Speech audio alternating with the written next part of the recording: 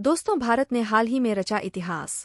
भारत ने फिर से एक न्यूक्लियर सबमरीन खुद से बिल्ड कर ली है, जो कि भारत की सेकंड न्यूक्लियर ब्लास्टिक मिसाइल सबमरीन है। अब भारत के 2 एयरक्राफ्ट कैरियर और 2 न्यूक्लियर ब्लास्टिक मसाज सबमरीन अब भारत के पास आ चुकी है। यह भारत के लिए बहुत बड़ी उपलब्धि है। देखा जाए तो अब भारत के पास 15 मिसाइल है। चाहे तो अब भारत अपनी पड़ोसी देश को आसानी से टारगेट कर सकती है, चाहे चीन के यूनान हो या पाकिस्तान के इस्लामाबाद को कहीं से भी हिट कर सकती है। और यह कंट्री पूरी तरह से पता भी नहीं लगा पाएंगी। अगर हम बात करें कि इस तरह का सबमरीन खुद से बिल्ड की है, तो इंटरेस्टिंग बात यह है कि 2016 तक ये वो 5 देश है: चीन, रशिया, यूके, यूएसए, दुनिया में जिनके पास खुद की बनाई हुई, और ये सब यूएन सिक्योरिटी काउंसिल के परमानेंट मेंबर है। जो भारत पहला देश रहा था जो दुनिया का यूएन सिक्योरिटी काउंसिल का परमानेंट मेंबर ना होते हुए भी भारत ने एक न्यूक्लियर ब्लास्टिंग मिसाइल सबमरीन खुद बिल्ड करी है। मैं यहाँ पर आईएनएस अरिहंत की बात कर रहा हूँ। और इस आईएनएस अरिहंत सबमरीन में खास बात क्या है? भारतीय नौसेना की पावर में और इजाफा होने जा रहा है। गुरुवार को दूसरी परमाणु पनडुब्बी इंस अरिहंत नौसेना में शामिल होगी। यह पनडुब्बी परमाणु हथियार ले जाने में सक्षम है। ये कदम भारत की सामरिक ताकत को और मजबूत करेगी।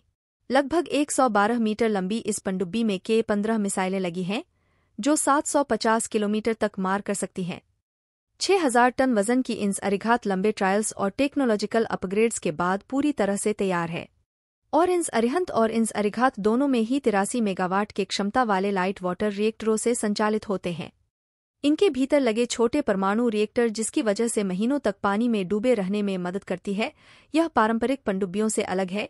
भारत की इस पनडुब्बियों ताकत वास्तविक तब दिखेगी जब तीसरी एसएसबीएन परमाणु हथियारों से लैस परमाणु पनडुब्बी में शामिल होगा।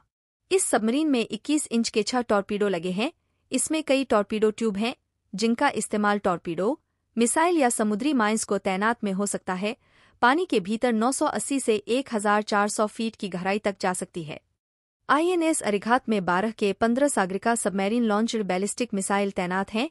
इस पनडुब्बी के अंदर एक न्यूक्लियर रिएक्टर भी लगा है।